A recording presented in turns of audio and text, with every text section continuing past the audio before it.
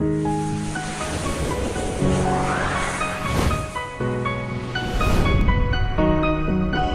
Monde Télévision.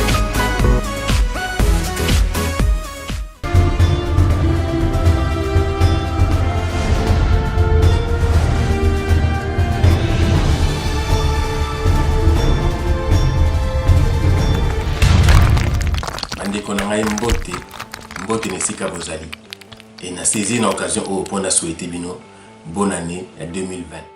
Bonjour Mbote Bandeko Mibal Père Bassi à RDC Monde Père Mokil Mobimba. Bonjour mes chers compatriotes Bandeko na RDC Monde. Na pesi bino mbote mingi. RDC Monde et salami il y a à peine une année. Le 1er février nous avons présenté bilan il y a 2 ans. Il y a pas Don Abino na RDC Monde. Don Abisso na RDC Monde pour nos projets futurs. Événement n'est pas raté, le jour J, le 1er février 2020. A Congolais va la guina doute, est-ce que aussi, est-ce que Congolais ressangana, est-ce que Congolais ressent les lomobo, est-ce que Congolais ressent la confiance dans nous.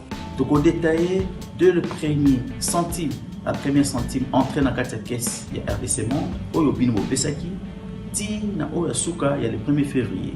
RDC Monde ezo panza poke, RDC Monde ezo fongola kesi, yo yengai to chaki quelque chose na libenga Congo. Donc toko panza toko lakisa. Oui, Congolais à la kisi que avec la confiance na Congolais moussous. Voilà. Que le 1er février, soyez tous connectés pour suivre le bilan de 2 ans de cotisation de vos dons de RDC Monde. 150, 200 dollars au nyo seza na kati toko bini ça c'est jamais vu na histoire ya Congo. Preuve na moza ya mo. Le 1er février, RDC Monde a pour sala premier décompte final. Nous allons présenter ça numériquement parce que nous allons vers la numérisation de tout et statistiquement pour voir ce que vous avez donné comme don pour le projet à venir.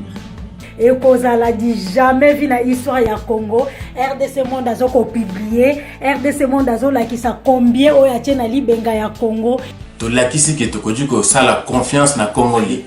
Nous comptons sur vous pour rester fidèles avec RDC Monde. RDC Monde Kakaboul. Yango tolobi bolanda biso na RDC Monde TV. Kota na RDC Monde pour to consolider unité na biso. Kota na RDC Monde pour na to cimenter fondation na biso pour lobby to ko lia bambuma ya kitoko. Dans son article 148, la Constitution stipule que en cas de crise persistante entre le gouvernement et l'Assemblée nationale, le président peut, après consultation du Premier ministre et des présidents du Sénat et de l'Assemblée nationale, prononcer la dissolution de l'Assemblée nationale. Bande Balandi a aidé Simon Mbote plus que Souzouami. En tout cas, merci pour la confiance, merci pour la fidélité. Donc, Bande l'article 148 de la Constitution, parce qu'il y a un problème et la population a haï la présidente de l'Assemblée nationale, Janine Babou Dalioke, par rapport à ses propos. Aujourd'hui, il y a une crise en République démocratique du Congo. Il y a une crise. La crise n'est pas entre le gouvernement et l'Assemblée nationale, mais la crise des maires entre le président de la République et le gouvernement. La crise des maires entre le président de la République et le Parlement. Bienvenue encore une fois de plus, Wende Balandi. Aujourd'hui, il y a un problème dans notre pays. Il y a une crise. Les actions du chef de l'État, ils ont freiné par rapport au ministre et FCC. Aujourd'hui, le chef de l'État peut dire que non, il peut dissoudre le Parlement. Le chef de l'État ne peut pas dissoudre le Parlement parce qu'il n'y a pas une crise entre lui, pardon, il n'y a pas une crise entre le gouvernement et l'Assemblée nationale. Pourquoi? Parce qu'au gouvernement, la plupart des ministres sont majoritaires du FCC. Dans 400 Assemblées nationales, la majorité à l'Assemblée nationale sont du FCC. Alors il n'y a pas une crise entre le gouvernement et l'Assemblée nationale, mais plutôt il y a une crise entre les présidents de la République et le gouvernement, les présidents de la République et les parlements. Les parlements, cela veut dire quoi? L'Assemblée nationale et le Sénat. Pourquoi? Parce que vous allez voir, dans 400 Assemblées nationales, tout ça, bon, la majorité de la FCC. Dans le cas de la Sénat, tout ça, la majorité de la FCC. Donc aujourd'hui, le président Félix, par rapport à autres hommes, Isaac Obama, le président Félix n'a pas le droit de dissoudre l'Assemblée nationale, n'a pas le droit de dissoudre le Parlement, parce qu'il n'y a pas une crise entre le Parlement et le gouvernement. C'est ça un peu le grand problème. Quand est-ce qu'un ministre a désobéi, soit quand est-ce qu'un ministre va bénéficier pour la motion à l'Assemblée nationale, aucun ministre. Aucun ministre. Mais comment peut-on avoir une crise de l'Assemblée nationale aussi longtemps que non, le premier ministre a oublié la famille à FCC? Non, justement, Kabila a été malin. Kabila a été malin. Kabila a placé un pion. Il a choisi Ilou Kamba comme étant membre de la famille politique de la FCC. Les lots dans l'Assemblée nationale, c'est bon, Janine Mabunda. Les lots entre eux ne se mangent pas. Cela veut dire qu'il n'y aura jamais une crise entre le gouvernement et l'Assemblée nationale. C'est pour cela Janine Mabunda frappe fort. Janine Mabunda frappe fort. Janine Mabunda a critiqué les propos du président Félix. Janine Mabunda a critiqué les propos du président Félix en disant ceci: si le président Félix a Kenandingisa, il y a qu'au dissoudre l'Assemblée nationale, le président Félix a violé la Constitution et puis Babengango la haute trahison. C'est grave, Bande Balandi. C'est grave. Janine Mabunda lève le ton pour contredire le chef de l'État. C'est ça la crise. C'est ça la grande crise. On n'a jamais vu ça dans l'époque de Kabila. Pour vous dire quoi? Pour vous dire que non, il n'y a pas une crise entre le gouvernement et l'Assemblée nationale, mais il y a plutôt une crise entre l'institution président de la République et l'institution comme étant parlement qui est composé de 2 chambres.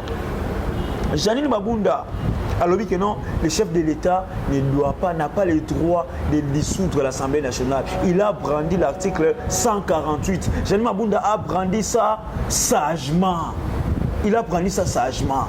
Parce qu'en lisant l'article 148, on a parlé de la crise entre le gouvernement et l'Assemblée nationale.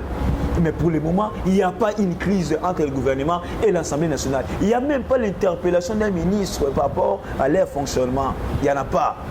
Donc, place Nili Bando Balandi, président Roswan Dingisa a dissoudre le Parlement. Exacté. C'est ça maintenant la crise. Le chef de l'État est freiné. C'est ça la crise. Le chef de l'État va obéir. C'est ça la crise. La preuve est là. Janine Mabunda contre les propos du chef de l'État. Ça fait bouger la FCC. La population est mécontente. Il y a coalition, il y a FCC Cash. Coalition à Kindoki, coalition à Bouzoba. La population est mécontente. Pourquoi? Le commun a Janine Mabunda a dit non, le chef de l'État soga mekikaka qu'on dissout le Parlement et ça va haute trahison. Mais elle peut aussi avoir raison. Parce qu'on a parlé de la crise entre le gouvernement et l'Assemblée nationale. Mais il n'y a pas une crise, le chef de l'État. C'est pour cela lui-même aussi, le chef de l'État, il n'a pas l'intention. Il n'a pas l'intention, pourquoi? Parce que dans la mesure, dans ma capacité à dissoudre l'amour. Il n'a pas les moyens, il n'a pas aussi la mesure. Supposons, réfléchissons un peu. Pour le moment, la CENI est dirigée par un monsieur qui s'appelle Corneille Nangaa, qui est bras droit de M. Kabila. Aujourd'hui, si le président Félix a mis qu'il dissoudre le Parlement et que le Parlement est coï, il faut organiser les élections après 60 jours. Mais après 60 jours, est-ce que le président Félix a la mesure? Il a changé d'équipe, il y a CENI, question marque. C'est ça le grand problème. Parce que ceux qui ont une décision à quoi ici Parlement et qui ont une élection après 60 jours et que Corneille Nangaa est là, mais qui va encore gagner la majorité? C'est toujours votre FCC. Parce que Nangaa va triquer. Nangaa va triquer. Quel que soit le chef de l'État, Zawana quand il CENI, mais Nangaa va toujours triquer. Nangaa va toujours triquer. Tout le monde l'IDP est représenté par un rapporteur. Mais à Zambongo, il y a un bongo. Le loi a Fananien. C'est ça un peu le grand problème à Nyobalandi.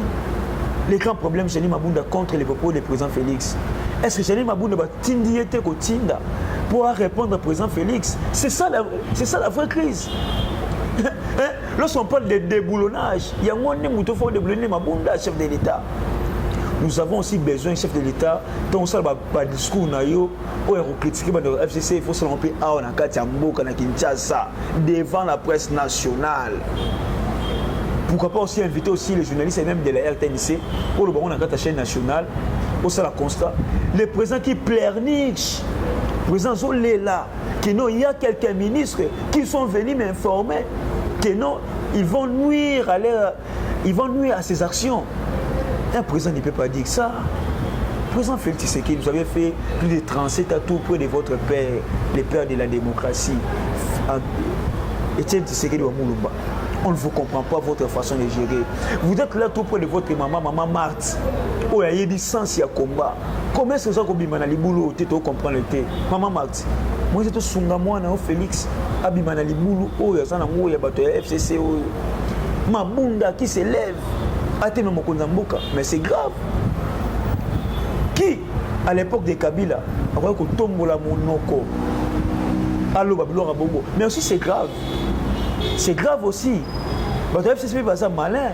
Baza otina mokonza mboka na ba acte ko pousser que non ba loba que non ils ont haute trahison pour ba mec un peu kolongola épée ba mec ko essayer c'est ça aussi les grands problèmes, il faut être vigilant. La population est mécontente par rapport à la coalition. La population est mécontente par rapport à la réaction à Jani Mabunda. Elle devait se taire. On ne répond pas à un chef comme ça. C'est ça aussi le mal de la démocratie.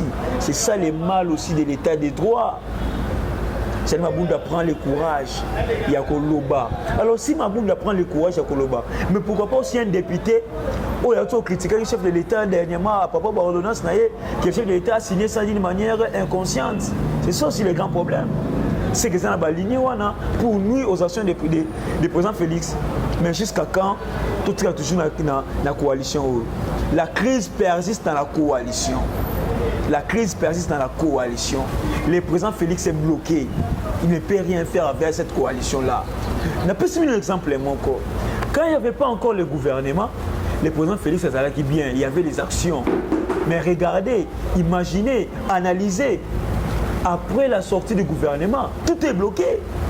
La désobéissance des ministres Willy Bakonga qui freine même l'évolution de la gratuité, les nouvelles unités dans le Congo central. Jusqu'à présent, je suis en bon côté. Pourquoi payer les fonctionnaires par rapport à la province? Nous sommes licenciés au Congo. Pardon, nous sommes licenciés à Kinshasa.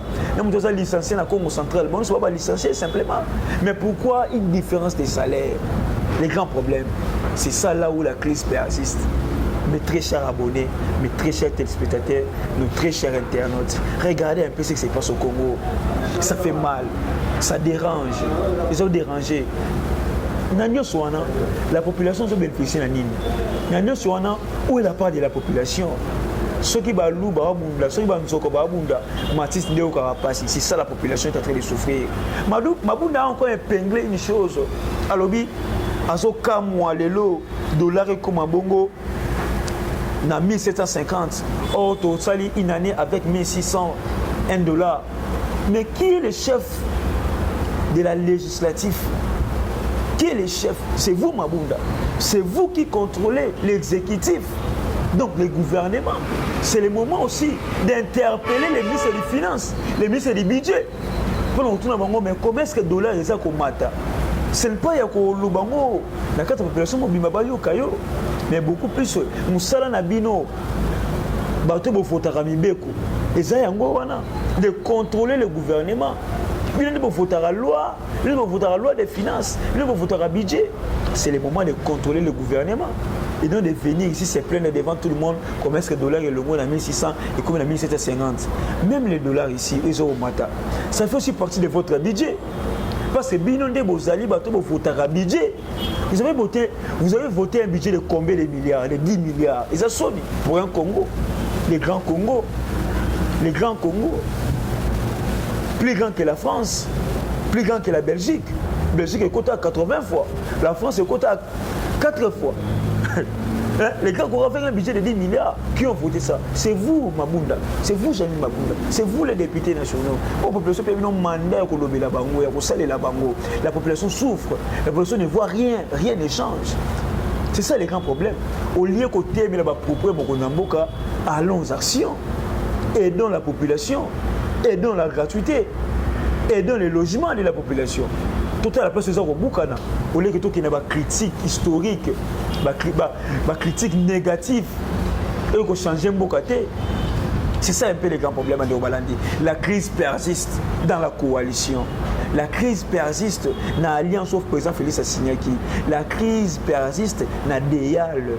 Beaucoup de gens, même Martin Fayoulou, chaque jour, Boutoupe Moï, que Félix aussi longtemps qu'Aza toujours dans la FCC, il ne va pas progresser. Les ordonnances du chef de l'État des poids Sinyango, jusqu'aujourd'hui c'est bloqué par le ministre Moukomo Boyaye Banikoutouté a bloqué le chef de l'État. Mais ça sonne. Jusqu'à quand? C'est la population qui en pâtisse. C'est ça aussi les grands soucis. Population ici à Lembi, on a fait 18 ans sans changement. On veut les changements. Et puis on veut les changements par force. On veut les changements par force. La population c'est tellement. Jusqu'à présent, il n'y a pas de manifestations. Jusqu'à présent, il n'y a pas de liberté d'opinion et d'expression. C'est ça un peu les grands problèmes à Léobalandi. Mais le président du Sensa Olengankoyi, Atigali Silenciété, il a réagi. Il a réagi comme étant défenseur du président Félix, le président Olengankoyi. Il a dit ceci. Abike non, il trouve les propos, soit les réactions des hommes politiques comme étant offusqués. Donc, qui veut dire empêcher de vivre. Là,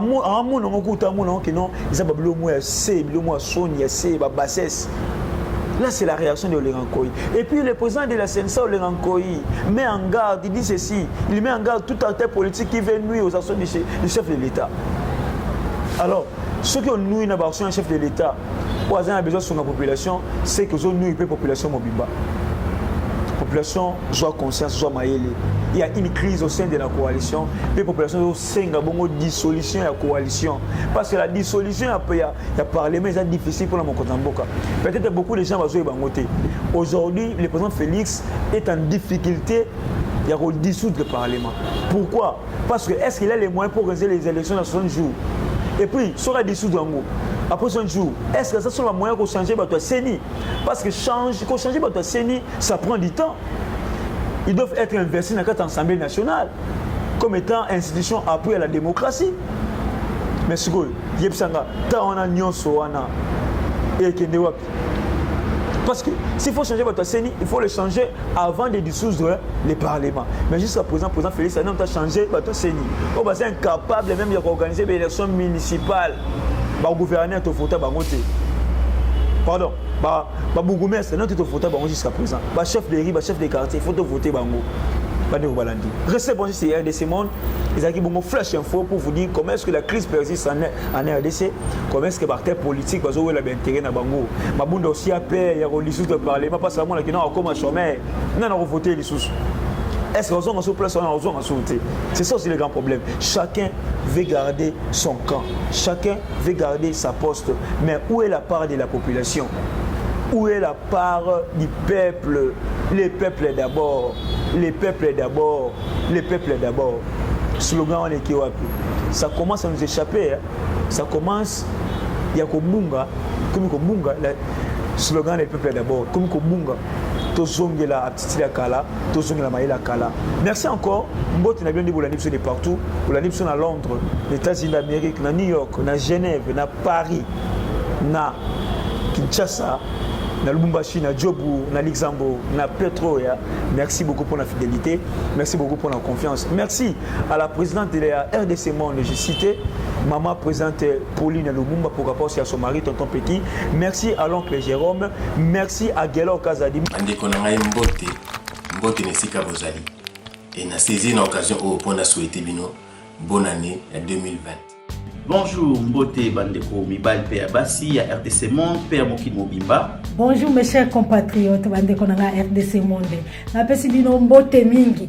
RDC Monde, et ça l'a mis il y a à peine une année. Le 1er février, nous avons présenté bilan il y a 2 ans. Il y a dans la bino, dans RDC Monde. Dans la bisso, dans RDC Monde, pour nos projets futurs. L'événement n'est pas raté. Le jour J, le 1er février 2020. Comment va la doute? Est-ce que aussi, est-ce que comment le sangana? Est-ce que comment le ressent le mobo? Est-ce que comment le ressent confiance dans nous? Donc on détaille dès le premier centime. La première centime entrée dans la caisse, il y a RDC Monde, Oyobino Besaki, Ti na Oyasuka, il y a le 1er février. RDC Monde des Opanza Poké, RDC Monde des Ofongola Kesi, yo yengai to chaki quelque chose na libenga Congo. Donc to Opanza to gola kisa. Oui, Congolais à la kisi que avec ça la confiance na Congolais musus. Voilà. que le 1er février, soyez tous connectés pour suivre le bilan de 2 ans de cotisation de vos dons de RDC Monde. 150, 200 dollars au nyo seza na kati tokobimi, ça c'est jamais vu dans l'histoire ya Congo. Preuve na moza yango. Le 1er février, RDC Monde a pour sala premier décompte final. Nous allons présenter ça numériquement parce que nous allons vers la numérisation de tout et statistiquement pour voir ce que vous avez donné comme don pour le projet à venir. Et kozala dit jamais vu dans l'histoire ya Congo, RDC Monde azoko publier, RDC Monde azola ki sa combien o ya tena libenga ya Congo. To la kisi ke tokoji ko sala confiance na Congolais. Nous comptons sur vous pour rester fidèles avec RDC Monde. RDC Monde, Kakaboul. Yango tolobi bolanda biso na RDC Monde TV. Kota na RDC Monde pour to consolider unité na biso. Kota na RDC Monde pour na to cimenter fondation na biso pour lobby to ko lia ba mbuma ya kitoko.